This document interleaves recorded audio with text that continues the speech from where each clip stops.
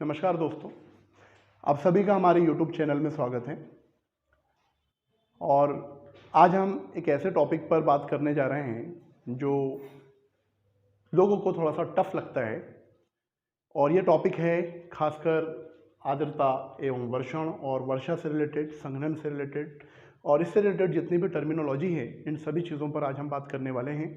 जैसे ओस है, पाला है, कोहरा है, कुहासा है, बादलों का निर्माण, बादलों के निर्माण की प्रक्रिया, आज इन सारी चीज़ों पर हम बात करेंगे। साथ ही हम वर्षा को भी देखेंगे, विश्व में वर्षा का वितरण भी देखेंगे और वर्षा के प्रकारों पर भी हम बात करेंगे। चलिए तो हम स्टार्ट करते हैं। जैसे आपको पता होना चाहिए, हमारे वायुमंडल में जो जल होता है वो तीनों ही अवस्था में पाया जाता है। वायुमंडल में जल गैसीय अवस्था में भी पाया जाता है। गैसीय अवस्था में जो जल होता है उसे हम जलवाष्प कहते हैं। हमारे वायुमंडल में जल जल की बूंदों के रूप में भी पाया जाता है और हमारे वायुमंडल में जल हिमकणों के रूप में भी पाया जाता है। तो तीनों ही अवस्था में जल हमारे वायुमंडल में विद्यमान है। अब इसमें सबसे पहले हम यहाँ पर एक शब्द है जिसका नाम है आर्द्रता। सुना होगा आपने आर्द्रता। हम हमेशा बात करते हैं वायुमंडल के लिए आर्द्रता आर्द्रता। तो ये आर्द्रता होती क्या है, इसको आप समझ लीजिए। आर्द्रता जिसे हम ह्यूमिडिटी कहते हैं, आर्द्रता का मतलब है कि वायुमंडल में अदृश्य जलवाष्प की मात्रा, वायुमंडल में अदृश्य जलवाष्प की मात्रा को ही हम आर्द्रता कहते हैं। तो वायुमंडल में जितनी भी जो जलवाष्प की मात्रा है वो क्या कहलाती है, आर्द्रता कहलाती है, लेकिन वो विजिबल नहीं होती है। और अगर हम आर्द्रता देखें तो ये जो आर्द्रता है, ये आर्द्रता हमारे वायुमंडल में आपको केवल क्षोभ मंडल में ही देखने को मिलेगी। कहाँ देखने को मिलेगी? क्षोभ मंडल में। अधिकांश आर्द्रता आपको क्षोभ मंडल में देखने को मिलेगी और क्षोभ मंडल में भी 12 से 14 किलोमीटर की ऊंचाई तक आपको अधिकांश आर्द्रता देखने को मिलेगी। लगभग 95% जो आर्द्रता होती है वो वायुमंडल में 12 से 14 किलोमीटर की ऊंचाई पर ही पाई जाती है। क्लियर? तो समझ में आ गया आपको आर्द्रता क्या होती है। आर्द्रता का मतलब है वायुमंडल में अदृश्य जलवाष्प की मात्रा को ही हम आर्द्रता कहते हैं। अब ये जो आर्द्रता है, किसी भी वायु में आर्द्रता ग्रहण करने की जो क्षमता है वो उसके तापमान पर निर्भर करती है। किसी भी वायु में आर्द्रता ग्रहण करने की क्षमता उसके तापमान पर निर्भर करती है। जिस वायु का तापमान जितना ज़्यादा होगा उस वायु में आर्द्रता ग्रहण करने की क्षमता उतनी ही ज़्यादा होगी, उतनी बढ़ जाएगी। लेकिन जिस वायु में तापमान जितना कम होगा उस वायु में आर्द्रता ग्रहण करने की क्षमता उतनी ही कम हो जाएगी।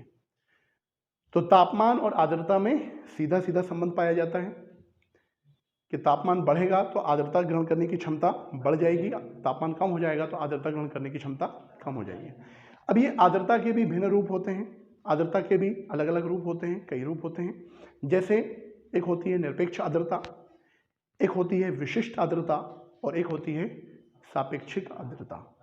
तो हमारे वायुमंडल में, हमारे क्लाइमेट के लिए, जलवायु के लिए, वर्षा कराने में, वाष्पीकरण की दर को निर्धारित करने में कि वाष्पीकरण की दर कितनी होगी और कितनी वर्षा होगी, इस बात को तय करने के लिए जो सबसे इंपॉर्टेंट कारक है वो है सापेक्षिक आर्द्रता। कौन सी आर्द्रता? सापेक्षिक आर्द्रता, जिसको हम रिलेटिव ह्यूमिडिटी कहते हैं। तो ये सापेक्षिक आर्द्रता क्या होती है इसको समझ लीजिए। सापेक्षिक आर्द्रता का मतलब होता है कि किसी भी वायु में एक निश्चित तापमान पर जलवाष्प की मात्रा, किसी भी वायु में एक निश्चित तापमान पर जलवाष्प की मात्रा और उसी वायु में जलवाष्प धारण करने की क्षमता के अनुपात को हम सापेक्षिक आर्द्रता या रिलेटिव ह्यूमिडिटी कहते हैं। नोट करते चलना आप, बहुत इंपॉर्टेंट है। ये जो डेफिनेशन मैंने आपको दी है इसको आप समझ लेंगे तो आगे की चीज़ें आपके लिए बहुत आसान हो जाएंगी। क्या ये बात समझ में आई आपको? रिलेटिव ह्यूमिडिटी या सापेक्षिक आर्द्रता क्या होती है? तो मैं फिर से बोल रहा हूँ, सापेक्षिक आर्द्रता का मतलब है किसी भी वायु का एक निश्चित तापमान में जलवाष्प धारण करने की जो मात्रा है, उसने जितनी जलवाष्प धारण कर रखी है वर्तमान में, और जलवाष्प धारण करने की क्षमता के अनुपात को ही हम सापेक्षिक आर्द्रता कहते हैं। मैंने आपको एक बात बताई बात ये बताई कि कोई भी जो वायु होती है, किसी भी वायु का यदि तापमान बढ़ जाता है तो उस वायु की आर्द्रता ग्रहण करने की क्षमता बढ़ जाती है, और किसी भी वायु का तापमान कम हो जाता है तो उस वायु की आर्द्रता ग्रहण करने की क्षमता भी कम हो जाती है। लेकिन सापेक्षिक आर्द्रता के संदर्भ में आपको दो परिवर्तन देखने को मिलते हैं, और ये जो दो परिवर्तन हैं वो आपको बहुत अच्छे से याद रखने हैं। पहला परिवर्तन ये होता है, यदि वाष्पीकरण के द्वारा हवा में और अधिक मात्रा में जलवाष्प मिल जाए तो हवा की सापेक्षिक आर्द्रता बढ़ जाती है। क्लियर हुई ये बात आपको? मैं फिर से बोल रहा हूँ, यदि वाष्पीकरण के द्वारा हवा में अधिक मात्रा में जलवाष्प मिल जाए तो हवा की सापेक्षिक आर्द्रता बढ़ जाती है। और दूसरा परिवर्तन ये होता है कि यदि हवा का तापमान बढ़ा दिया जाए, यदि हवा का तापमान बढ़ा दिया जाए तो उसकी जलवाष्प धारण करने की क्षमता भी बढ़ जाती है। वही बात जो अभी मैंने आप लोगों से बताई थी। ठीक है, इसका मतलब यह है कि यदि हवा का तापमान घट जाए तो उसमें जलवाष्प धारण करने की क्षमता भी कम हो जाएगी और वायु की सापेक्षिक आर्द्रता बढ़ जाएगी। क्लियर हुई ये बात? मैं फिर से बोल रहा हूं, यदि हवा का तापमान घट जाए तो उसमें जलवाष्प धारण करने की क्षमता कम हो जाएगी और वायु की सापेक्षिक आर्द्रता बढ़ जाएगी। इसका मतलब ये हुआ कि तापमान और वायु की आर्द्रता सामर्थ्य में सीधा संबंध होता है। तापमान और वायु की आर्द्रता सामर्थ्य में सीधा संबंध होता है। मतलब तापमान बढ़ेगा तो आर्द्रता ग्रहण करने की क्षमता बढ़ेगी, तापमान कम होगा तो आर्द्रता ग्रहण करने की क्षमता कम हो जाएगी। लेकिन तापमान और सापेक्षिक आर्द्रता में इनवर्स रिलेशन आपको देखने को मिलेगा, अपोजिट रिलेशन आपको देखने को मिलेगा, विपरीत संबंध देखने को मिलेगा। वो ये कि तापमान बढ़ने से सापेक्षिक आर्द्रता कम हो जाती है और तापमान कम होने से सापेक्षिक आर्द्रता बढ़ जाती है। आइए बात समझ में आपको। चलिए, और एक चीज़ जो मैंने आपको बताई कि जो सापेक्षिक आर्द्रता है, हवा की सापेक्षिक आर्द्रता का जलवायु की दृष्टि से काफ़ी महत्व है, क्योंकि सापेक्षिक आर्द्रता ही वाष्पीकरण की मात्रा और दर को निर्धारित करती है और सापेक्षिक आर्द्रता की मात्रा पर ही वर्षा की संभावना भी निर्भर करती है कि कितनी वर्षा होगी। ये तय कौन करता है? वायु की सापेक्षिक आर्द्रता ही निर्धारित करती है। क्लियर हुई ये बात आपको? अब एक बात समझ लीजिए, अगर हम विश्व में देखें या ग्लोब में देखें तो होता यह है कि जो विषुवतीय क्षेत्र होते हैं, जो विषुवतीय क्षेत्र हैं, इक्वेटोरियल रीजन है, यहाँ पर दोनों ही गोलार्ध में, उत्तरी गोलार्ध में 10 डिग्री अक्षांश से लेकर के दक्षिणी गोलार्ध में 10 डिग्री अक्षांश के बीच जो 20 डिग्री अक्षांश की जो पेटी है, यहाँ पर सापेक्षिक आर्द्रता आपको ज़्यादा देखने को मिलेगी। विषुवतीय क्षेत्र में सापेक्षिक आर्द्रता आपको ज़्यादा देखने को मिलेगी। क्यों देखने को मिलेगी? क्योंकि यहाँ पर वाष्पीकरण की तुलना में वर्षण की क्रिया ज़्यादा होती है। वाष्पीकरण की तुलना में वर्षा की क्रिया ज़्यादा होती है, क्योंकि विषुवतीय बेल्ट है, यहाँ पर टेम्परेचर ज़्यादा होगा, है ना, यहाँ वाष्पीकरण होगा, बादल बनेंगे और यहाँ पर ज़्यादा बारिश होगी। लेकिन जैसे ही हम दोनों ही गोलार्ध में 30 डिग्री अक्षांश के पास जाते हैं तो यहाँ पर सापेक्षिक आर्द्रता कम हो जाती है। 30 डिग्री अक्षांश में दोनों ही गोलार्ध में सापेक्षिक आर्द्रता कम हो जाती है, 30 डिग्री अक्षांश के आसपास वाले क्षेत्रों में। और जैसे ही फिर हम उच्च अक्षांशों में जाते हैं तो पुनः फिर सापेक्षिक आर्द्रता बढ़ते जाती है। क्लियर? चलिए, तो मुझे लगता है आपको ये सापेक्षिक आर्द्रता क्लियर हो गई होगी। इसमें एक और शब्द है जिसको हम बोलते हैं संतृप्त वायु। संतृप्त वायु या सैचुरेटेड एयर। क्या होती है संतृप्त वायु? तो इसको समझ लीजिए, किसी भी वायु में एक निश्चित तापमान पर जलवाष्प धारण करने की एक क्षमता होती है। किसी भी वायु में एक निश्चित तापमान पर जलवाष्प धारण करने की एक क्षमता होती है।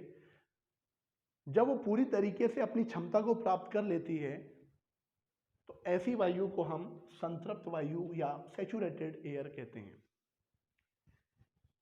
या इसको मैं दूसरे शब्द में बोलूं, किसी वायु के द्वारा एक निश्चित तापमान में जल धारण करने की क्षमता, उसकी जो संपूर्ण जल धारण करने की जो क्षमता है उसी को हमने क्या बोला, या जलवाष्प धारण करने की क्षमता को ही हम क्या कहते हैं, संतृप्त वायु या सैचुरेटेड एयर कहते हैं। क्लियर हुई ये बात आपको? अरे वायु में भी जलवाष्प धारण करने की एक क्षमता होगी ना, तो जितनी क्षमता को उसने प्राप्त कर ली तो वो वायु क्या हो गई? अरे बोलो भाई, संतृप्त हो गई। अरे हमें भी भूख लगती है तो हम उतना ही खाते हैं ना जितनी हमारी कैपेसिटी है, जितनी हमारी क्षमता है, क्या क्षमता से ज़्यादा खा लेते हैं? अरे बोलो भाई। हाँ ये बात होती है कि कुछ और बहुत खास मिल गया तो, है ना थोड़ा बहुत और एक्स्ट्रा ले लिया, ऐसा होता है ना। फिर कई बार उसके नुकसान भी हमें झेलने पड़ते हैं, है ना, उसका खामियाजा भी भुगतना पड़ता है। ठीक है, कई बार तो तुरंत हो जाता है, नहीं तो दूसरे दिन फिर वो असर दिखाता है, ऐसा भी होता है। चलिए खैर, तो किसी भी वायु में जलवाष्प धारण करने की कुल क्षमता को ही हम क्या कहते हैं, संतृप्त वायु कहते हैं। और जब वायु संतृप्त होती है, सैचुरेटेड होती है, उसी के बाद कंडेंसेशन या संघनन की क्रिया प्रारंभ होती है। क्या ये बात समझ में आई? तो ये वायु कितने टेम्परेचर में संतृप्त हो जाएगी? अब सुन लीजिए, जो वायु जिस टेम्परेचर में संतृप्त हो जाती है, जिस तापमान पर कोई भी वायु सैचुरेटेड हो गई, संतृप्त हो गई, उसी को हम उस वायु का औशांक बिंदु या ड्यू पॉइंट कहते हैं। क्या समझ में आया? या इसको मैं दूसरे तरीके से बोलूं, औशांक बिंदु का अर्थ है वायु का कोई भी नमूना जिस तापमान पर, जिस टेम्परेचर पर संतृप्त हो जाए, सैचुरेटेड हो जाए, वो उस वायु का औशांक बिंदु या ड्यू पॉइंट कहलाता है। लेकिन जितने टेम्परेचर पर वायु संतृप्त हो रही है, सैचुरेटेड हो रही है, वो कोई ना कोई तो एक तापमान रहता होगा। तो वो टेम्परेचर कोई फिक्स नहीं होता है, निश्चित नहीं होता है, क्योंकि तापमान कुछ भी हो सकता है। क्या मेरी बात समझ में आई? तो जिस टेम्परेचर पर वायु सैचुरेटेड हो रही है, या वायु का नमूना जिस तापमान पर सैचुरेटेड हो रहा है, संतृप्त हो रहा है, उसी को हम औशांक बिंदु कहते हैं। जब तक कोई भी वायु औशांक बिंदु को प्राप्त नहीं करेगी, तब तक वो वायु संतृप्त नहीं हो सकती। और जब वायु संतृप्त नहीं होगी तो संघनन की क्रिया प्रारंभ नहीं होगी, और संघनन की क्रिया प्रारंभ नहीं होगी तो ना तो पाले का निर्माण होगा, ना तो कोहरे का निर्माण होगा, और ना ही वर्षा का निर्माण होगा। तो ये सारी चीजें किस पर डिपेंड करती हैं? वायु के सैचुरेटेड होने पर। तो समझ में आ गया आपको? संतृप्त वायु का मतलब समझ में आया? हर वायु में एक निश्चित तापमान में जल धारण करने की एक निश्चित क्षमता होती है। तो किसी भी वायु में जल धारण करने की या जलवाष्प धारण करने की क्षमता को ही हम क्या कहते हैं? संतृप्त वायु कहते हैं। और वायु जिस टेम्परेचर पर सैचुरेटेड हो जाती है, संतृप्त हो जाती है, उसको ही हम औशांक बिंदु कहते हैं। लेकिन वो टेम्परेचर निश्चित नहीं होता है। क्लियर हुई ये चीज़ आपको? चलिए, इसके बाद अब हम कुछ और चीज़ों पर बात कर लेते हैं। जैसे एक शब्द है संघनन, और उसके रूप क्या होते हैं। संघनन, जिसको हम इंग्लिश में कंडेंसेशन कहते हैं, आपने सुना होगा, संघनन की क्रिया हुई, बादल बने, ठीक है ना, वर्षा हुई। अब ये संघनन होता क्या है, इसको समझ लीजिए। संघनन का मतलब होता है वायुमंडल में उपस्थित जलवाष्प का जल की बूंदों में या हिम के कणों में परिवर्तित हो जाना, संघनन कहलाता है। क्लियर हुई ये चीज आपको? लेकिन जब तक वायु हिमांक बिंदु को, औशांक बिंदु को प्राप्त नहीं करेगी, औशांक बिंदु के नीचे ही वायु संघनित होती है। हमेशा याद रखना, औशांक बिंदु के नीचे ही वायु संघनित होती है, और संघनन होने के बाद ही फिर बाकी की जो क्रियाएं हैं वो प्रारंभ होती हैं। जैसे वर्षा का होना, या बादलों का बनना, ओस या पाले का पड़ना, कोहरे या कुहासे का निर्माण होना। क्लियर हुई ये चीज आपको? चलिए, तो मुझे लगता है आपको समझ में आ गया होगा। यदि हवा का तापमान औशांक बिंदु से नीचे पहुंच जाए तो संघनन की क्रिया प्रारंभ हो जाएगी, और संघनन की प्रक्रिया पर वायु के आयतन, वायु का तापमान, वायु दाब और आर्द्रता का भी प्रभाव पड़ता है। अब यहाँ सुन लीजिए, दो तीन चीज़ें बड़ी इंपॉर्टेंट है। वो ये यदि संघनन हिमांक से नीचे होता है, यदि संघनन की क्रिया हिमांक से नीचे होती है, अब यहाँ पर एक नया शब्द आ गया हिमांक। हिमांक क्या होता है? अभी मैंने आपको बताया था ओसांक, तो ओसांक एक अलग चीज़ है और हिमांक अलग चीज़ है। हिमांक को हम बोलते हैं फ्रीजिंग पॉइंट, मतलब जिस टेम्परेचर पर जल बर्फ में या हिमकणों में परिवर्तित हो जाता है। जब संघनन की क्रिया हिमांक के नीचे होती है, 0 डिग्री सेल्सियस से नीचे होती है, तो ऐसी स्थिति में पाला या तुषार, जिसको हम फ्रस्ट कहते हैं, इसका निर्माण होता है, या ओलों का निर्माण होता है, बर्फ का निर्माण होता है। जैसे आपने देखो सुना होगा ना, ओलावृष्टि जो होती है, तो ओलावृष्टि का निर्माण क्यों हो रहा है? ओलावृष्टि क्यों हो रही है? क्योंकि वायु क्या हो गई? हिमांक बिंदु के नीचे ही संतृप्त हो गई, सैचुरेटेड हो गई, संघनित हो गई। आ गई बात समझ में? तो जब वायु हिमांक बिंदु के नीचे संघनित हो जाती है, हिमांक बिंदु क्या होगा? 0 डिग्री सेल्सियस या उससे कम, तो उसके नीचे वायु संघनित हो गई, तो ऐसी स्थिति में पाले का निर्माण होता है या ओले का निर्माण होता है। लेकिन जब वायु हिमांक बिंदु से ऊपर संघनित होती है, हिमांक बिंदु से ऊपर संघनित होती है, तो ऐसी स्थिति में ओस का निर्माण होता है, कोहरे का निर्माण होता है, कुहासे का निर्माण होता है, धुआंसे का निर्माण होता है, और वायुमंडल में ऊपर बहुत से कई प्रकार के बादलों का निर्माण होता है। तो क्या ये बात समझ में आई आपको? चलिए, तो सबसे पहले इसमें देखें, अब संघनन के कई रूप यहाँ पर दिए हुए हैं, जिसमें सब एक पहला रूप है जिसका नाम है ओस। ओस, ओस क्या होती है? ओस, जिसको हम इंग्लिश में ड्यू कहते हैं, हवा की जलवाष्प जब संघनित होकर छोटी छोटी बूंदों के रूप में, ओस किसे कहेंगे? हवा की जलवाष्प जब संघनित होकर छोटी छोटी बूंदों के रूप में धरातल पर पड़ी हुई या धरातल पर स्थित चीजों के ऊपर हमें दिखाई पड़ती है, उसी को हम ओस कहते हैं। क्लियर हुई? तो धरातल में पड़ी हुई वस्तुएं, धरातल में पेड़ हैं, वनस्पतियां हैं, पत्ते हैं, ठीक है ना। या अगर आपने गाड़ी पार्क की हो बाहर, तो गाड़ी के ऊपर आप देखेंगे कि ओस की बूंदें आपको खासकर ठंडियों में दिखाई देगी। तो क्लियर हुआ ये आपको ओस?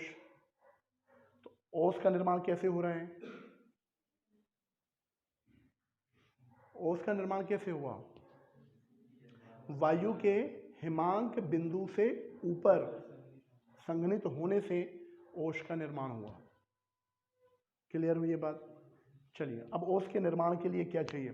कुछ परिस्थितियां जरूरी हैं ओस के निर्माण के लिए। ओस के निर्माण के लिए ठंडी शीतकालीन रात हो, कड़ाके की ठंड हो, जोरदार ठंड हो, स्वच्छ आसमान हो, साफ आसमान हो। अगर अरे भाई अभी जैसे बदली है, जब बादलों का निर्माण होगा तो क्या होगा? टेम्परेचर बढ़ेगा। अभी थोड़ी सी गर्मी लग रही है ना, तो टेम्परेचर बढ़ेगा, तो ओस का निर्माण फिर नहीं हो पाएगा, क्योंकि ओस के निर्माण के लिए क्या चाहिए? पार्थिव विकिरण चाहिए। पार्थिव विकिरण होगा जब टेम्परेचर कम होगा।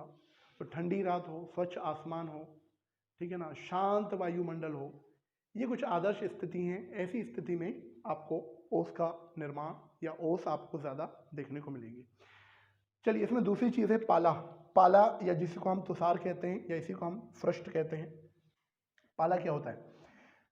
तो पाला जो होता है, पाले का निर्माण हमेशा तब होगा जब संघनन की क्रिया हिमांक बिंदु के नीचे होती है। हिमांक बिंदु मतलब 0 डिग्री सेल्सियस से नीचे जब वायु संघनित होती है, वायु का कंडेंसेशन होता है, तो ऐसी स्थिति में पाले या तुषार का निर्माण होता है। तो पाला या तुषार जो होता है, ये कई बार बहुत सारी फसलों के लिए बहुत नुकसानदेह भी होता है, आपको पता होना चाहिए।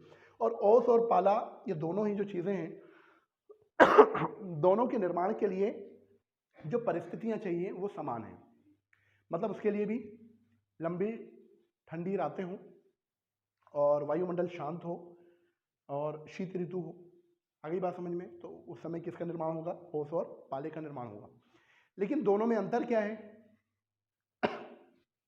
ओस और पाले में अंतर क्या है? बोले। हाँ जी, हाँ बोलिए। ओस का निर्माण, ओस का निर्माण हमने देखा हिमांक बिंदु के ऊपर होने से होता है। मतलब हिमांक बिंदु के ऊपर वायु के संघनित होने से होता है, जबकि पाले का निर्माण हिमांक बिंदु के नीचे वायु के संघनित होने से होता है। लेकिन दोनों में एक समानता है, ओस और पाले में। ओस और जो पाला होता है, पाला आपने देखा होगा जब पाला पड़ता है और जो ओस गिरती है, इन दोनों में एक समानता ये है कि दोनों को हम जहाँ देखते हैं वहीं इनका निर्माण होता है। इनकी जहाँ तक विजिबिलिटी होती है, जहाँ से हमको ये दिख रही हैं वहीं पर इनका निर्माण होता है। मतलब ये ओस और पाला ऊपर से नहीं गिरते हैं, बल्कि हम जहाँ इनको देखते हैं वहीं पर ये बनती हैं। तो क्लियर हुई ये चीज़ आपको। चलिए, इसमें तीसरी चीज़ है भाई कोहरा। कोहरा, कोहरा मतलब इसको हम बोलते हैं फॉग। अब ये कोहरा कहाँ बनता है और कैसे बनता है इसको समझ लीजिए। कोहरा भी एक प्रकार का बादल ही है, एक प्रकार के बादल होते हैं। जब जलवाष्प का संघनन धरातल के बिल्कुल समीप होता है, जब जलवाष्प का संघनन धरातल के बिल्कुल समीप होता है, धरातल के काफी करीब होगा, तो ऐसी स्थिति में कोहरे का निर्माण होगा। तो आपने देखा होगा जब ये कोहरे का निर्माण होगा तो जो जो कोहरा जो बनता है, इसमें जो जल की जो बूंदें होती हैं वो बहुत डेंस होती हैं, बहुत सघन होती हैं। जल के जो कण होते हैं वो काफ़ी पतले होते हैं और बहुत सघन होते हैं, किनारे किनारे होते हैं।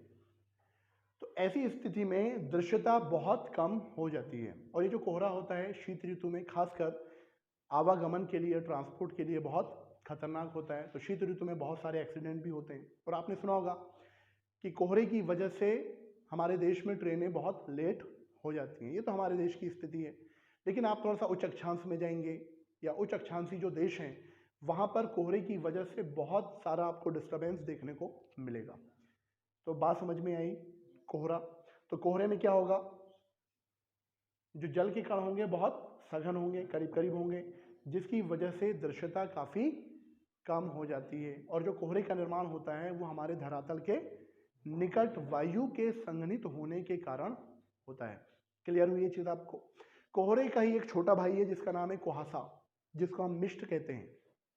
कोहरे का छोटा भाई क्या, कुहासा। दोनों के निर्माण की प्रक्रिया वही है। कुहासे का निर्माण भी हमारे धरातल के निकट वायु के संघनित होने से होता है। लेकिन जो कुहासा होता है, कुहासे में विजिबिलिटी थोड़ी सी कोहरे की तुलना में ज़्यादा होती है। कोहरे की तुलना में दृश्यता थोड़ी ज़्यादा होगी, उसमें ज़्यादा दूर का आपको दिखाई देगा। लेकिन कोहरे में आपको काफ़ी करीब का भी दिखाई नहीं देता है, क्योंकि दृश्यता बहुत कम हो जाती है। तो समझ में आ गया आपको। तो कंफ्यूज तो नहीं रहोगे कोहरे और कुहासे में।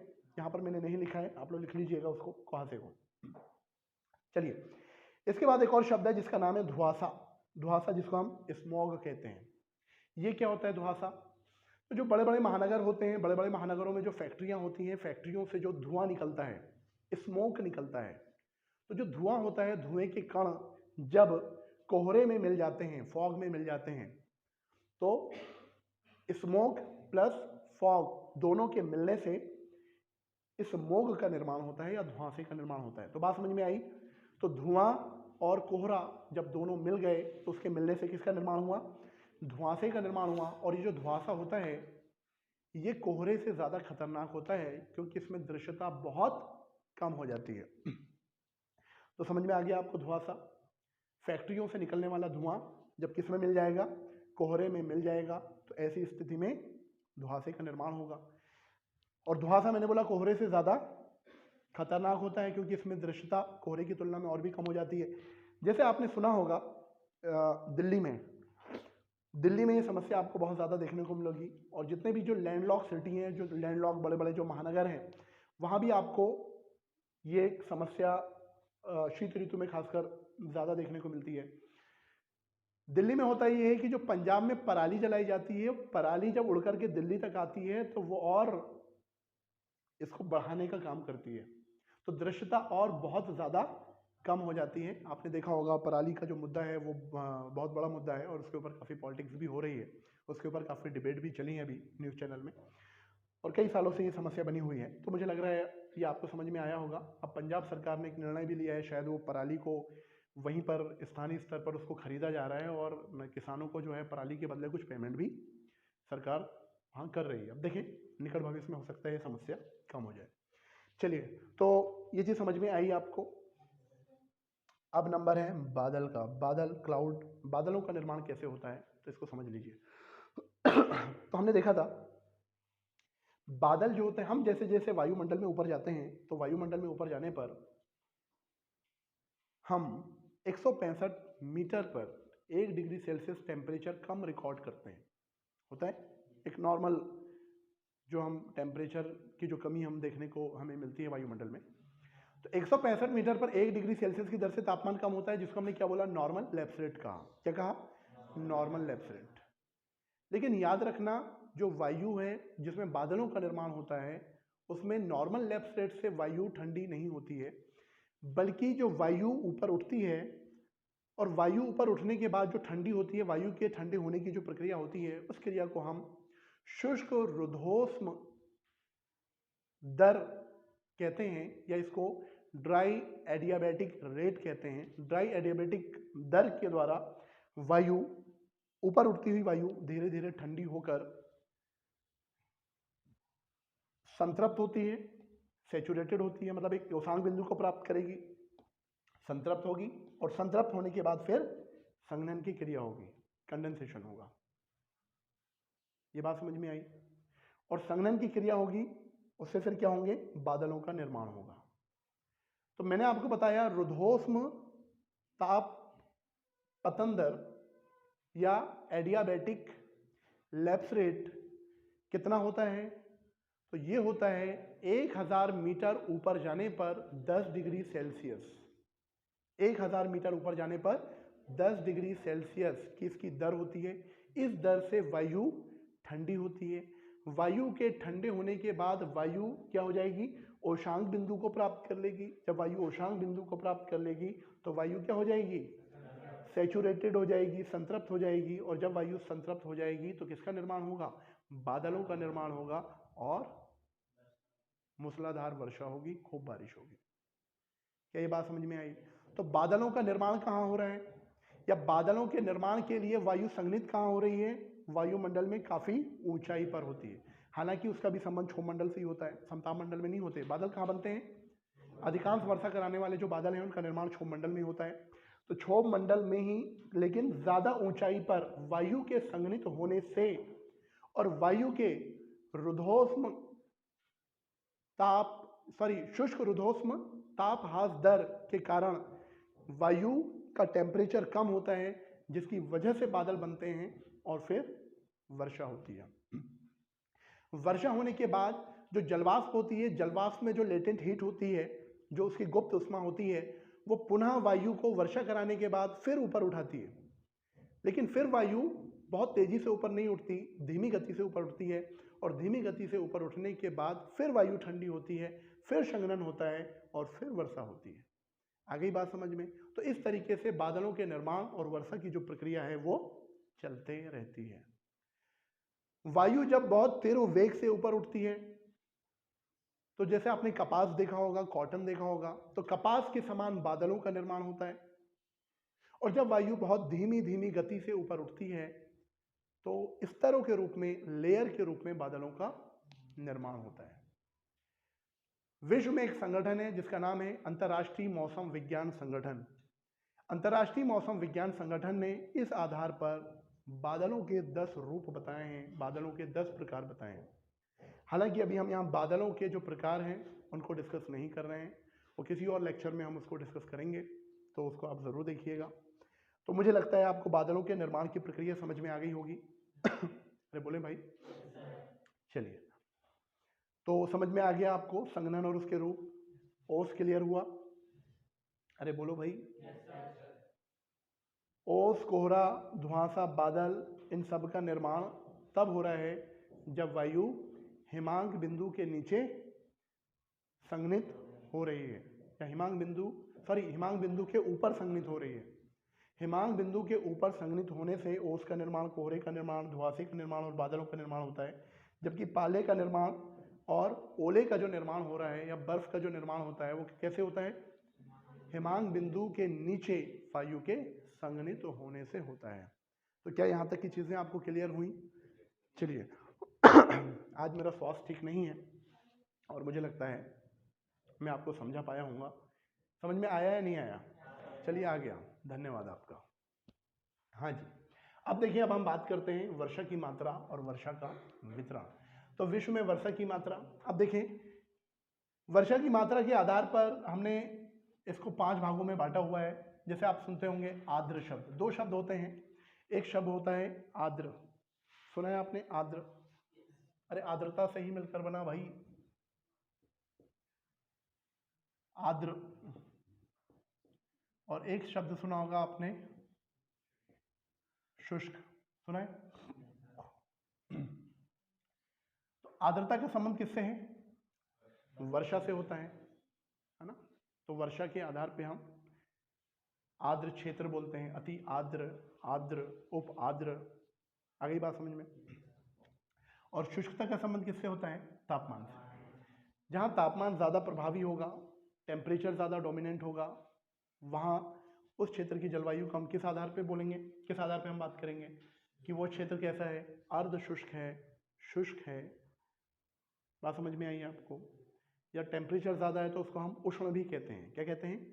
तो जैसे आपने सुना होगा उष्ण, उपोष्ण, ठीक है ना, शीतोष्ण। तो ये सूर्य की किरणें कैसी पड़ रही हैं, कितना टेम्परेचर है वहाँ पर, उस आधार पे। तो ये चीज़ क्लियर हुई। तो वर्षा के आधार पर आर्द्रता और तापमान के आधार पर हम क्या बोलते हैं? शुष्कता। तो अब देखें वर्षा की जो मात्रा है या विश्व में वर्षा का जो वितरण है, इस आधार पर हमने पूरे विश्व को 5 भागों में बांटा हुआ है। पहला है अति आर्द्र क्षेत्र।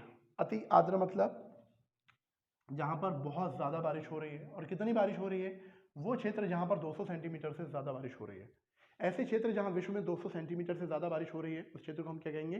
अति आर्द्र। एक बात जान लीजिए, एक बात समझ लीजिए, अगर हम पूरे विश्व में औसत वर्षा देखें, पूरे विश्व की जो औसत वर्षा है वो लगभग 97 सेंटीमीटर है। कितनी है? 97 सेंटीमीटर है। ये विश्व की वर्षा का एवरेज है।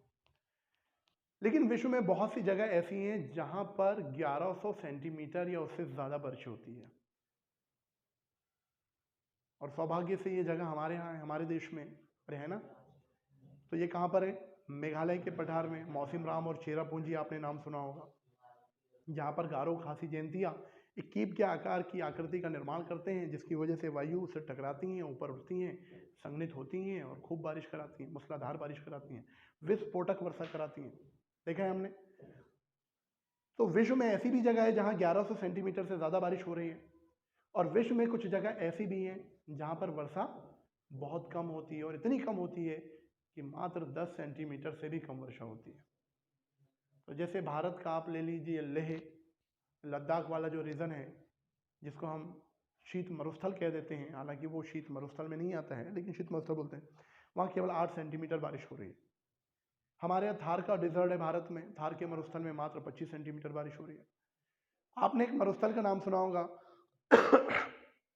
जिसका नाम है अटाकामा मरुस्थल, चिली में है।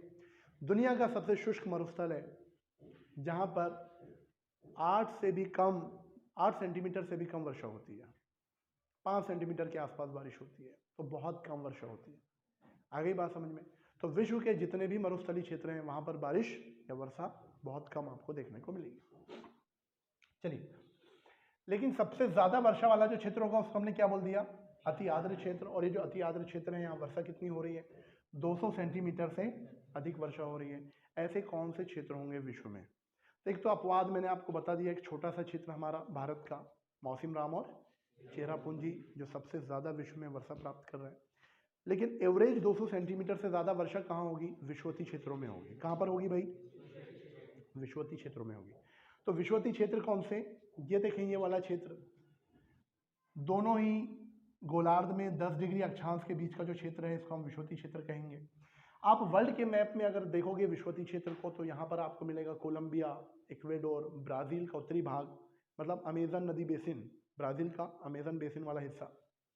और आगे बढ़ें तो अफ्रीका में आपको बहुत सारे देश मिलेंगे, गैबोन, कांगो गणराज्य, युगांडा, कीनिया, सोमालिया। और आगे बढ़ें तो आपको भारत में हमारे एशिया कॉन्टिनेंट में एक देश मिलेगा, इंडोनेशिया का सुमात्रा द्वीप, बोर्नियो द्वीप, इरियन जया, सुलावेसी, ये सारे जो द्वीप हैं यहाँ पर विषुवतीय जलवायु पाई जाती है। और जहाँ भी विषुवतीय जलवायु पाई जाएगी वहाँ दिन में क्या होगा? 12-1 बजे तक खूब गर्मी होगी, बहुत तेज़ी से जल का वाष्पीकरण होगा, वायु ऊपर उठेगी। शुष्क रुद्धोष्म ताप पतन दर से वायु का टेम्परेचर कम होगा, वायु संघनित होगी और मूसलाधार वर्षा होगी। और किससे वर्षा हो रही है? संवहन धाराएं ऊपर उठी अधिक तापमान की वजह से। तो जो विषुवतीय क्षेत्र में जो वर्षा होगी वो कैसी वर्षा होगी? संवहनी वर्षा होगी। तो आ गई बात समझ में? तो संवहनी वर्षा की विशेषता होती है बहुत कम समय में बहुत ज़्यादा वर्षा, बहुत अधिक वर्षा। क्लियर? अक्सर यहाँ पर आपको बादलों के फटने की घटना भी देखने को मिलेगी। बादलों के फटने का मतलब यह है कि 1 घंटे में 10 सेंटीमीटर से ज़्यादा वर्षा का होना। बादल का फटना किसे कहते हैं? कई बार एग्जाम में पूछ लेता है बादल का फटना किसे कहेंगे, तो याद रखिएगा जब 1 घंटे में 10 सेंटीमीटर से ज़्यादा वर्षा हो जाए तो इसी क्रिया को हम बादल का फटना कहते हैं। क्लियर है ये चीज़? चलो, तो ये अति आर्द्र क्षेत्र समझ में आ गए आपको भाई कौन से होंगे? रटने की आवश्यकता है क्या? बिल्कुल भी नहीं है। तो जितने भी विषुवतीय क्षेत्र होंगे ये कैसे क्षेत्र होंगे? अति आर्द्र क्षेत्र होंगे, क्योंकि यहाँ पर बारिश बहुत हो रही है। क्यों हो रही है उसके पीछे रीजन क्या है वो मैंने आपको बताया। दूसरे क्षेत्र विश्व में ऐसे हैं जिसको हम क्या कहते हैं? आर्द्र क्षेत्र। आर्द्र क्षेत्र मतलब ऐसे क्षेत्र जहाँ वर्षा हो रही है, काफ़ी हो रही है, लेकिन बहुत ज़्यादा नहीं हो रही है। कितनी हो रही है? तो ऐसे क्षेत्र जहाँ 100 से 200 सेंटीमीटर के बीच वर्षा हो रही है, जहाँ 100 से 200 सेंटीमीटर के बीच वर्षा हो रही है, ऐसे क्षेत्रों को हमने क्या बोल दिया? आर्द्र क्षेत्र कह दिया। ठीक है। अब इन आर्द्र क्षेत्रों में भारत का अधिकांश हिस्सा शामिल है, पूर्वी भारत शामिल है। अगर हम भारत में देखें तो आप चले जाइए हमारा नॉर्थ ईस्ट, हमारा बंगाल है, ईस्ट के जो हमारे ईस्ट में जो स्टेट हैं, बंगाल है, बिहार है, उड़ीसा है, हमारा जो कोस्टल एरिया है, हमारा जो मालाबार तट है, यहाँ भी कितनी बारिश हो रही है? 150 से 200 सेंटीमीटर तक वर्षा हो रही है। आ गई बात समझ में? इसके अलावा विश्व के और भी क्षेत्र हैं, जैसे सवाना जलवायु वाला क्षेत्र है। अभी मैं आपको बताऊंगा कि सवाना जलवायु क्या होती है, चीन तुल्य जलवायु क्या होती है। जो चीन तुल्य जलवायु वाला क्षेत्र है, यहाँ भी इतनी वर्षा होती है। पश्चिमी यूरोपीय जो जलवायु है, जो ब्रिटेन में पाई जाती है, न्यूजीलैंड में पाई जाती है, वहाँ भी इतनी ही वर्षा होती है। ये अति आर्द्र वर्षा वाले क्षेत्र है। अभी इसके लिए मैं एक वीडियो बनाऊंगा, विश्व के जलवायु प्रदेश, विश्व में जलवायु का विभाजन। उस वीडियो को आप ज़रूर देखिए। अगर आपने उस वीडियो को देख लिया तो अपनी लाइफ में कभी आपको क्लाइमेट को समझने में या उसे याद रखने में कोई दिक्कत नहीं होगी, और उससे रिलेटेड जितने भी क्वेश्चन पूछे जाएंगे आप उसे करने की कंडीशन में रहेंगे। ठीक है, तो एक वीडियो हम उस पर बनाएंगे। चलो, तो मुझे लगता है ये आपको समझ में आ गया आर्द्र क्षेत्र कौन कौन से हैं। अरे बोलो भाई। तो पछुआ पवने पश्चिमी यूरोपीय जलवायु वाले क्षेत्र में काफ़ी वर्षा कराती हैं, वहाँ भी आपको कौन से क्षेत्र मिलेंगे? आर्द्र क्षेत्र देखने को मिलेंगे। तीसरे क्षेत्र हैं जिसको हमने बोला उप आर्द्र क्षेत्र। उप आर्द्र मतलब आर्द्र तो है लेकिन आधे ही आर्द्र हैं। ठीक है ना, तो क्या बोल दिया उसको? उप आर्द्र बोल दिया। तो उप आर्द्र क्षेत्र जहाँ पर बारिश कितनी हो रही है? 50 से 100 सेंटीमीटर के बीच बारिश हो रही है, इसको हमने बोल दिया उप आर्द्र क्षेत्र। अब ये उप आर्द्र क्षेत्र में विश्व के कौन कौन से क्षेत्र आएंगे? तो इसमें विश्व के बहुत सारे क्षेत्र हैं। जैसे अगर आप वर्ल्ड मैप में देखोगे तो वर्ल्ड मैप में आपको जो अमेरिका है, अमेरिका और कनाडा का जो पूर्वी हिस्सा है, यहाँ पर जो बारिश होती है वो 50 से 100 सेंटीमीटर के बीच होती है, ये वाला क्षेत्र आ जाएगा। इसमें जो पश्चिमी यूरोप के जो अधिकांश देश हैं, जैसे फ्रांस है, इटली है, स्पेन है ना, पुर्तगाल हैं, ये भी उप आर्द्र क्षेत्र में आते हैं जहाँ इतनी बारिश होती है। इसके अलावा अफ्रीका का जो पूर्वी तट है, दक्षिण पूर्वी तट है, वो भी उप आर्द्र क्षेत्र में आता है जहाँ 50 से 100 सेंटीमीटर के आसपास बारिश होती है। और अगर हम भारत की बात करें, हमारे इंडिया की बात करें, तो इंडिया में आप देखेंगे जो उप आर्द्र क्षेत्र है पश्चिमी भारत, पश्चिमी भारत भी किस क्षेत्र में आता है? उप आर्द्र क्षेत्र में आता है। और भारत का जो अधिकांश हिस्सा है वो इसी क्षेत्र में आता है जहाँ पर 50 से 100 सेंटीमीटर के बीच बारिश होती है। पश्चिमी भारत या उत्तर पश्चिमी भारत, इसमें मैं अगर राज्य के नाम लूँ तो पंजाब है, हरियाणा है ना, पूर्वी राजस्थान है, महाराष्ट्र है, तेलंगाना है। ठीक है, ये सारे के सारे जो क्षेत्र हैं इसी में आएंगे। और हमारा पश्चिमी मध्य प्रदेश, तो पश्चिमी मध्य प्रदेश भी किस क्षेत्र में आएगा? उप आर्द्र क्षेत्र में आएगा। क्लियर हुआ? चौथा क्षेत्र है अर्ध शुष्क क्षेत्र। तो अब यहाँ पर शुष्क शब्द आ गया। शुष्क, शुष्कता का मतलब समझ में आया आपको?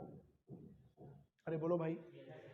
अर्ध शुष्क क्षेत्र मतलब जहाँ पर वर्षा की तुलना में वाष्पीकरण की क्रिया ज़्यादा हो रही है। तो वर्षा की तुलना में वाष्पीकरण ज़्यादा है, तो उसको हमने बोल दिया अर्ध शुष्क क्षेत्र। तो इसको रखा है हमने 25 से लेकर के 50 सेंटीमीटर, 25 से 50 सेंटीमीटर वर्षा वाले क्षेत्र। तो आप देख लीजिए ऐसे बहुत सारे क्षेत्र हैं। विश्व के जितने भी वृष्टि छाया क्षेत्र हैं, वृष्टि छाया क्षेत्र अभी मैं आपको बताऊंगा पर्वतीय वर्षा में, वृष्टि छाया क्षेत्र वो होते हैं जो पवन विमुख ढाल पर निर्मित होते हैं, जहाँ पवनें नीचे उतरती हैं, जहाँ पवनों का अवतलन होता है। वायु जब नीचे उतरती है तो वायु क्या होगी, ठंडी होगी या गर्म होगी? अरे ठंडी होगी। ऊपर उठती हुई वायु ठंडी होती है, नीचे बैठती हुई वायु गर्म होती है, उसकी आर्द्रता भी कम होती है और वायु गर्म होती है, तो गर्म वायु वर्षा नहीं कराती। तो पर्वतों के विमुख ढाल पर या पवनें जहाँ से ऊपर उठती हैं उसके अपोजिट साइड में पर्वतों में वृष्टि छाया क्षेत्र का निर्माण होता है, रेन शेडो एरिया, जहाँ पर आपको ये वर्षा देखने को मिलती है। जितने भी पर्वतीय क्षेत्र हैं जो वृष्टि छाया क्षेत्र हैं पर्वतों के, वहाँ पर आपको अर्ध शुष्क क्षेत्र देखने को मिलेंगे। अरे मिलेंगे। तो जैसे आप महाराष्ट्र में देख लो, हमारा जो पश्चिमी घाट है उसका जो वृष्टि छाया क्षेत्र है वहाँ पर ये वर्षा देखने को मिलती है। जैसे महाराष्ट्र में एक पर्वत है जिसका नाम है महाबलेश्वर पर्वत। कौन सा पर्वत? महाबलेश्वर पर्वत खूब वर्षा प्राप्त करता है, वहाँ खूब वर्षा होती है क्योंकि वो पवन अभिमुख ढाल पर स्थित है, मतलब पवनें ऊपर उठती हैं, बादलों का निर्माण होता है, खूब वर्षा होती है। लेकिन उसी के अपोजिट साइड में स्थित है पर्वत के, महाबलेश्वर पर्वत के अपोजिट साइड में है जिसका नाम है पुणे। क्या नाम है? पुणे में वायु नीचे उतरती है, वायु का अवतरण होता है, इसलिए वहाँ वृष्टि छाया क्षेत्र का निर्माण होता है और वर्षा केवल 50 से 60 सेंटीमीटर के बीच ही होती है। तो पुणे कहाँ स्थित है? वृष्टि छाया क्षेत्र में स्थित है। क्या ये फैक्ट समझ में आया आपको? कॉन्सेप्ट समझ में आए? चलिए, तो अर्धशुष्क क्षेत्र विश्व में बहुत सी जगह पर है, आपको ऐसे रटने की आवश्यकता नहीं है। चलिए, अभी जब मैं विश्व का क्लाइमेट पढ़ाऊंगा तो ये चीज़ें आपको और बहुत अच्छे से क्लियर होंगी। इसके अलावा है शुष्क क्षेत्र, ड्राई एरिया, ऐसे क्षेत्र जहां वर्षा की तुलना में वाष्पीकरण की क्रिया बहुत तीव्र होती है, जहां वर्षा की तुलना में वाष्पीकरण की क्रिया बहुत तीव्र होती है, टेम्परेचर इतना ज़्यादा होता है कि वाष्पीकरण बहुत ज़्यादा होता है और वर्षा बहुत ही कम होती है। और कितनी होती है वर्षा? तो 25 सेंटीमीटर से कम वर्षा होती है। ऐसे क्षेत्रों में आपको क्या देखने को मिलेगा? शुष्क क्षेत्र। तो विश्व के जितने भी मरुस्थल हैं, विश्व में जितने उष्ण कटिबंधीय मरुस्थल हैं, शीतोष्ण कटिबंधीय मरुस्थल हैं, ये सारे के सारे मरुस्थल किस में आ जाएंगे? शुष्क क्षेत्रों में आ जाएंगे। तो आप बता सकते हैं जितने भी शुष्क मरुस्थल है हमारे पूरे विश्व में, तो जैसे मैंने आपको बताया था अटाकामा मरुस्थल है, विश्व का सबसे बड़ा सहारा मरुस्थल है। दस्ते लूत दस्ते कावीर मरुस्थल है जो ईरान में है। नेफूद और रूबल खाली मरुस्थल है ना। एक शीतोष्ण मरुस्थल है मंगोलिया में जिसका नाम है गोबी का मरुस्थल। हमारे भारत में एक मरुस्थल है जिसका नाम है थार का मरुस्थल। ठीक है, नीचे चले जाइए दक्षिणी गोलार्ध में तो आपको चिली में मिल जाएगा अटाकामा, और उधर चले जाइए नामीबिया में नामीब मरुस्थल ना, बोत्सवाना में कालाहारी मरुस्थल, ऑस्ट्रेलिया में विक्टोरिया मरुस्थल। तो जितने भी मरुस्थल हैं सारे के सारे मरुस्थलीय क्षेत्र में कितनी बारिश हो रही है? मात्र। तो ये देखा हमने वर्षा की मात्रा और वर्षा का वितरण। क्या समझ में आया आपको? ठीक है, तो वर्षा की मात्रा के आधार पर इनको हमने 5 भागों में बांटा। अति आर्द्र क्षेत्र, दूसरा आर्द्र क्षेत्र, तीसरा उप आर्द्र क्षेत्र, चौथा अर्ध शुष्क क्षेत्र और पांचवा शुष्क क्षेत्र। क्लियर? चलिए, इसमें अब जो लास्ट बचा हुआ है वो ये वर्षा के प्रकार। तो जो वर्षा होती है, वर्षा के प्रकारों पर भी हम बात कर लेते हैं। तो वर्षा 3 प्रकार की होती है। कितने प्रकार की होती है वर्षा? वर्षा 3 प्रकार की होती है। कौन कौन सी वर्षा?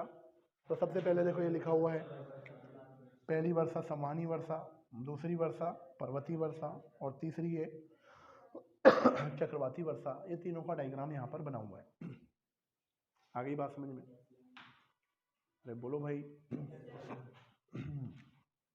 तो देखें संवहनी वर्षा में क्या होता है।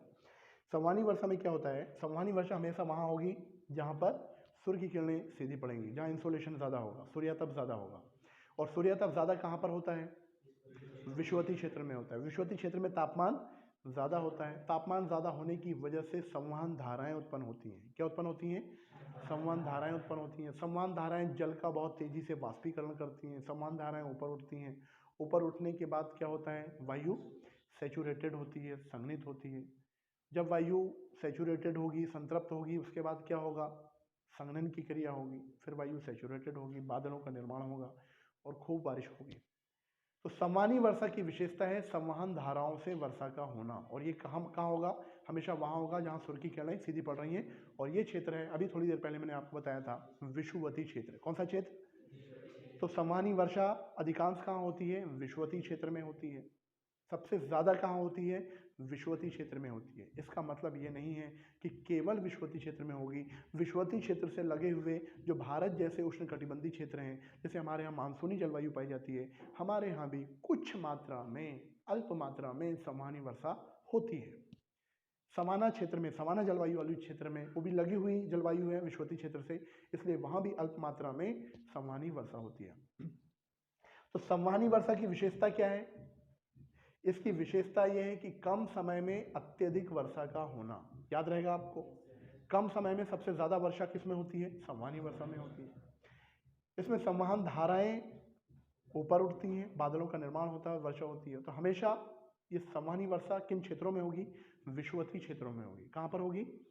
विषुवतीय क्षेत्रों में होगी। तो क्या ये बात समझ में आ गई? और इसमें जो बादलों का निर्माण होगा, इसमें कपासी बादलों का निर्माण होता है, याद रखना। और ये जो कपासी जो बादल होते हैं, ये बड़ी बारिश कराते हैं, वर्षा, मूसलाधार वर्षा कराते हैं। क्लियर हुई ये चीज़ आपको?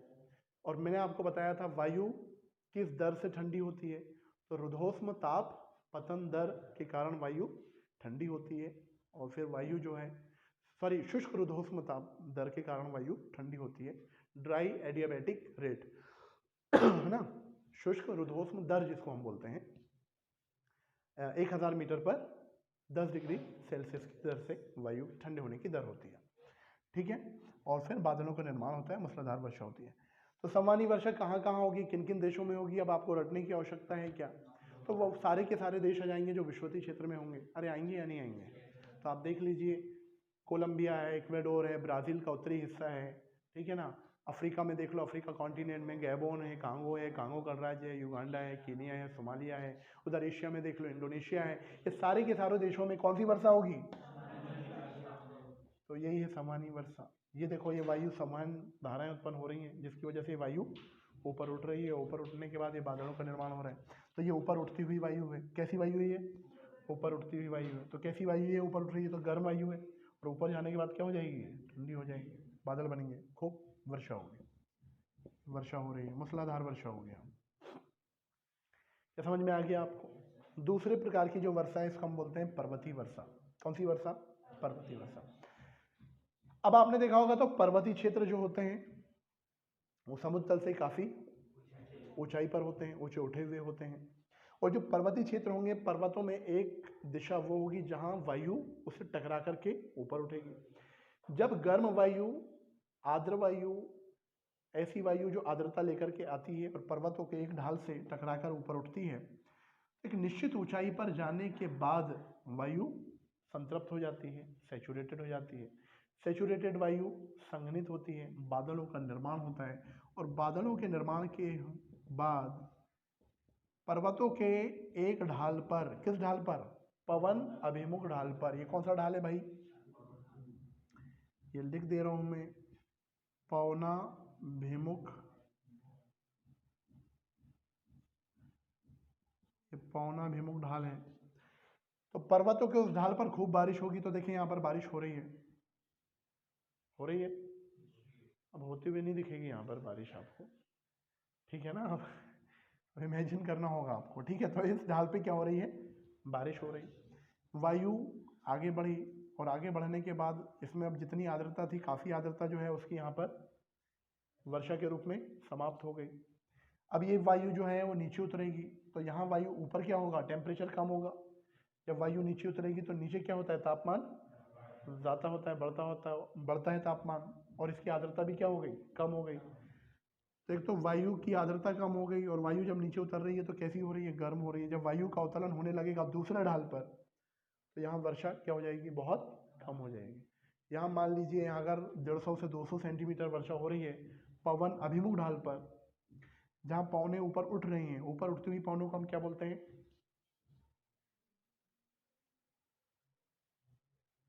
आरोही या अवरोही? आरोही पौने। कौन सी पौने बोलेंगे? हाँ, तो ये आरोही, पर्वतारोही, पर्वतों में चढ़ने वाले है ना, कैसे याद रखो। तो जो आरोही पौने ये खूब वर्षा कराती हैं। लेकिन जब ये अवरोही हो जाती हैं, मतलब ये पौने नीचे उतरती हैं, तो टेम्परेचर बढ़ा, आर्द्रता कम हो गई, जिसकी वजह से इस क्षेत्र में वर्षा नहीं होती। और जिस क्षेत्र में वर्षा नहीं होगी तो यहाँ क्या बनेंगे? तो यहाँ पर वृष्टि छाया क्षेत्र का निर्माण होगा। आ गई बात समझ में? तो पर्वतों के दूसरे ढाल पर क्या बनते हैं? वृष्टि छाया क्षेत्र बनते हैं। तो वृष्टि छाया क्षेत्र जिसको हम रेन शेडो एरिया भी कहेंगे। तो यहाँ 150 से 200 सेंटीमीटर वर्षा, और यहाँ केवल कितनी वर्षा? 50 से 60 सेंटीमीटर वर्षा। जैसे मैंने एग्जांपल दिया, पश्चिमी घाट में जो महाबलेश्वर पर्वत है उसके पवन अभिमुख ढाल पर खूब वर्षा हो रही है, लगभग 150 से 200 सेंटीमीटर बारिश हो रही है। जबकि पुणे जो है उसके अपोजिट साइड में है, वृष्टि छाया क्षेत्र में, जहाँ पर मात्र 55 से 60 सेंटीमीटर ही वर्षा हो रही है। क्लियर हुई ये चीज़ आपको? जब पौने पर्वतों से टकराकर ऊपर उठती हैं तो इसे पर्वतों का ट्रिगर इफेक्ट कहते हैं। क्या कहते हैं? ट्रिगर प्रभाव। तो ट्रिगर प्रभाव से ही पौने पर्वतों से टकराने के बाद एक ढाल में ऊपर उठती हैं। तो याद रखना, ट्रिगर इफेक्ट का जो संबंध है वो किससे है? पर्वतीय वर्षा से। तो कहाँ होगी पर्वतीय वर्षा?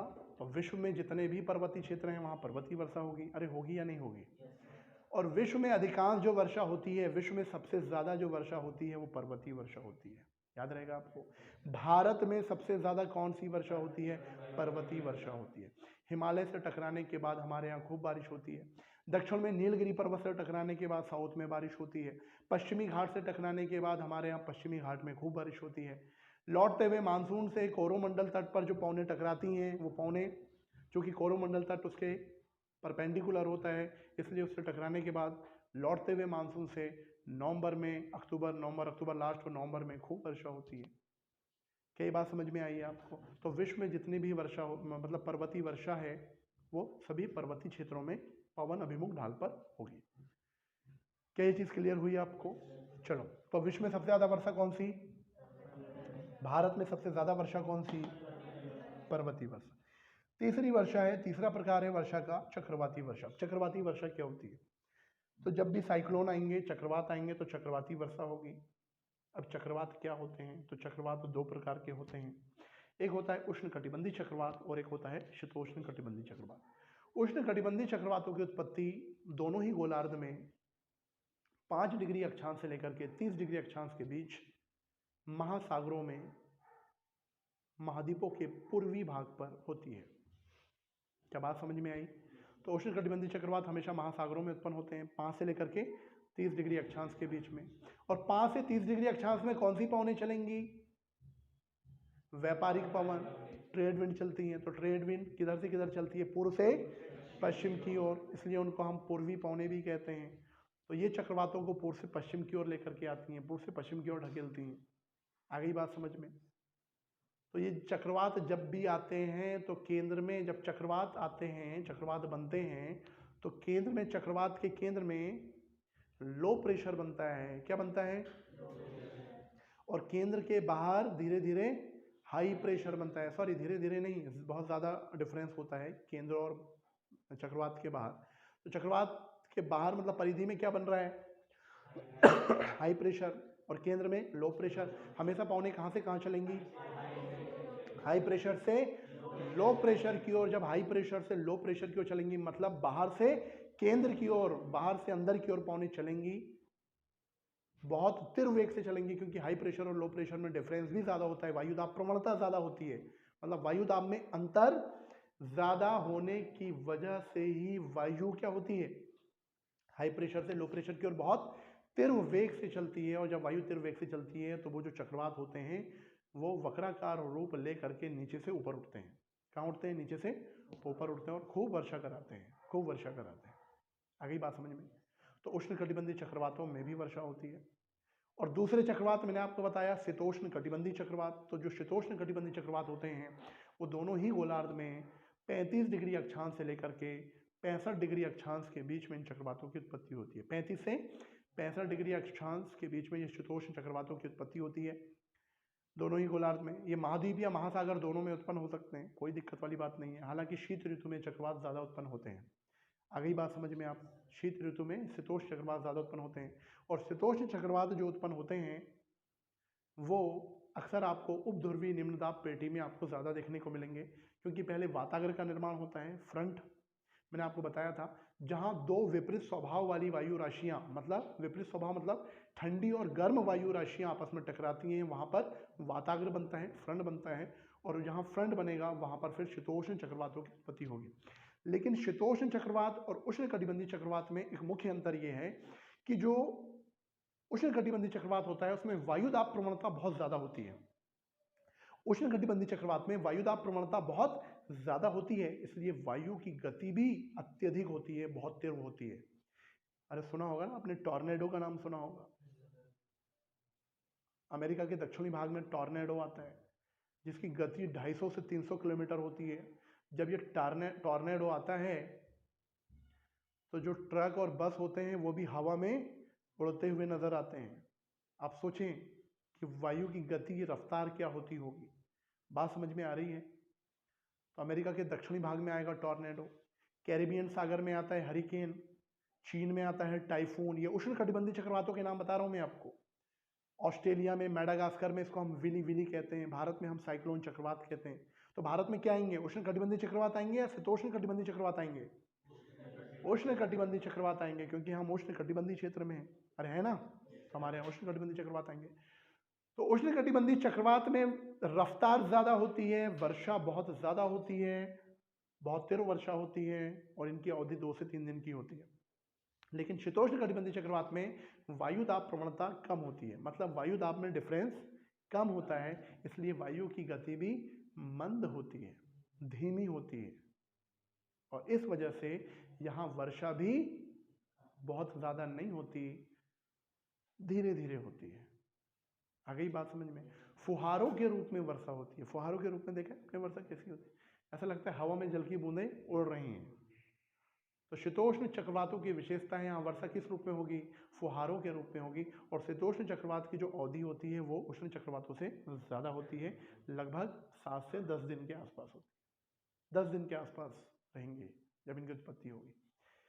और शीतोष्ण चक्रवात बहुत व्यापक, बहुत बड़े क्षेत्र में उत्पन्न होते हैं, जबकि उष्णकटिबंधीय चक्रवात संकुचित क्षेत्र में उत्पन्न होते हैं। मगर वायु दाब प्रवणता अधिक होने की वजह से ये बहुत विनाशकारी होते हैं। कौन?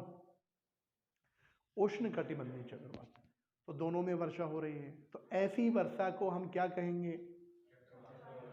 अरे बोलो भाई। तो समझ में आ गया चक्रवाती वर्षा। अब चक्रवात को बहुत अच्छे से समझना है तो मैंने वीडियो बनाया हुआ है चक्रवात के ऊपर, उष्णकटिबंधीय चक्रवात और शीतोष्ण कटिबंधीय चक्रवात। तो आप इस वीडियो को ज़रूर देखें, बहुत अच्छे से ये कॉन्सेप्ट आपके क्लियर होंगे। आपको बिल्कुल रटने की ज़रूरत नहीं होगी, बहुत अच्छे तरीके से मैंने वहाँ पर चीज़ों को एक्सप्लेन किया हुआ है। तो जो चक्रवाती वर्षा है इसमें क्या होगा, तो धरातल में क्या होता है, नीचे वायु कैसी होती है, ठंडी होगी या गर्म होगी? अरे नीचे गर्म वायु होगी। ऊपर कैसी वायु होती है? जब ठंडी वायु, जब वायु चक्राकार हो जाती है तो ऐसी स्थिति में क्या होता है कि जो ठंडी वायु है, ठंडी वायु नीचे बैठती है, ठंडी वायु नीचे बैठती है और नीचे की गर्म वायु को ऊपर ढकेल देती है। ठंडी वायु नीचे आ जाती है, नीचे की गर्म वायु को ऊपर ढकेल देती है, ऊपर गर्म वायु, नीचे ठंडी वायु, और इस तरीके का एक चक्र बनता है जिसमें खूब बारिश होती है। और याद रखना, ये जो मैंने चक्रवाती वर्षा बताई आपको, चक्रवाती वर्षा उष्णकटिबंधीय क्षेत्रों में भी होगी और दुनिया के जितने शीतोष्ण कटिबंधीय क्षेत्र हैं वहाँ भी आपको चक्रवाती वर्षा देखने को मिलेगी। क्या ये चीज़ समझ में आई? एक चीज़ याद रखना, उष्णकटिबंधीय जो चक्रवात होते हैं इनमें जो चक्रवात का केंद्र होता है, चक्रवात का जो केंद्र होता है उसको चक्रवात का चक्षु कहते हैं या चक्रवात की आँख कहते हैं। क्योंकि चक्रवात के आसपास वायु ऊपर उठती है, लेकिन वो जो चक्षु होता है वहाँ वायु नीचे बैठती है, मतलब वहाँ केंद्र में वायु का नीचे अवतलन होता है। और मैंने आपको बताया था कभी भी नीचे बैठती हुई वायु वर्षा नहीं कराती है, इसलिए उष्णकटिबंधीय चक्रवात में चक्षु में या चक्रवात के केंद्र में वर्षा नहीं होती है, लेकिन शीतोष्ण कटिबंधीय चक्रवात में वर्षा होती है। क्या ये बात समझ में आई आपको? चलिए, तो ये तीनों ही प्रकार मुझे लगता है आपको क्लियर हो गए होंगे। वर्षा के तीनों रूप, संवहनी वर्षा, पर्वतीय वर्षा और चक्रवाती वर्षा। तो क्या भारत में चक्रवाती वर्षा होगी या नहीं होगी? बिल्कुल होगी, क्योंकि हमारे यहाँ उष्ण कटिबंधीय चक्रवात आ रहे हैं तो हमारे यहाँ चक्रवाती वर्षा होगी, लेकिन उसकी मात्रा कम रहेगी, क्योंकि ये चक्रवात, उष्ण कटिबंधीय चक्रवात जो हैं हमारे यहाँ हमेशा नहीं आते। कब आते हैं? भारत में जब मानसून आता है उसके पहले और मानसून के पश्चात आते हैं। तो हमारे यहाँ अक्सर आपको अप्रैल लास्ट और मई में आपको ये चक्रवात देखने को मिलेंगे, और आपको हमेशा ये चक्रवात अक्टूबर और नवंबर के माह में देखने को मिलेंगे। क्यों? क्योंकि इस समय महासागरों का तापमान मैक्सिमम होता है, और कितना होता है? लगभग 26-27 डिग्री सेल्सियस से ज़्यादा होता है। तो 26-27 डिग्री सेल्सियस से ज़्यादा जब तापमान होता है तभी महासागरों में उष्ण कटिबंधीय चक्रवातों की उत्पत्ति होती है। क्या चीज़ समझ में आई आपको? अच्छा, एक फैक्ट और यहाँ पर बताना चाह रहा हूँ जिसको आप नोट कर लीजिए, बहुत इंपॉर्टेंट है। वो ये है कि जो विषुवतीय क्षेत्र होते हैं, जो इक्वेटोरियल क्षेत्र होता है, वहाँ पर कभी भी चक्रवात नहीं आते हैं। तो विषुवतीय क्षेत्र में कभी भी चक्रवात नहीं आते हैं। विषुवतीय क्षेत्र में चक्रवात ना आने का एक बहुत बड़ा कारण है, और वो ये है क्योंकि विषुवतीय क्षेत्र में कोरियोलिस बल काम नहीं करता। तो विषुवतीय क्षेत्र में कोरियोलिस बल के काम न करने के कारण उन क्षेत्रों में चक्रवातों की उत्पत्ति नहीं होती। अरे, कोरियोलिस बल का मतलब क्या है? कोरियोलिस बल का मतलब है कि उत्तरी गोलार्ध में जो पौने हैं, पृथ्वी की घूर्णन के कारण, पृथ्वी की घूर्णन गति के कारण पौने अपने दाईं ओर, जबकि दक्षिणी गोलार्ध में पौने अपने बाईं ओर मुड़ जाती है। मतलब वायु कैसी हो जाती है? चक्राकार हो जाती है। लेकिन चूंकि विषुवतीय क्षेत्र में कोरियोलिस बल काम नहीं करता, इस वजह से वहां पर चक्रवातों की भी उत्पत्ति नहीं होती है। क्लियर हुई? तो मुझे लगता है आपको आज का ये लेक्चर बहुत अच्छे से समझ में आया होगा। कमेंट्स बॉक्स में अपनी राय ज़रूर दीजिए, ज़्यादा से ज़्यादा लाइक करें, शेयर करें और सब्सक्राइब करें। तो आज के लिए इतना ही। Thank you.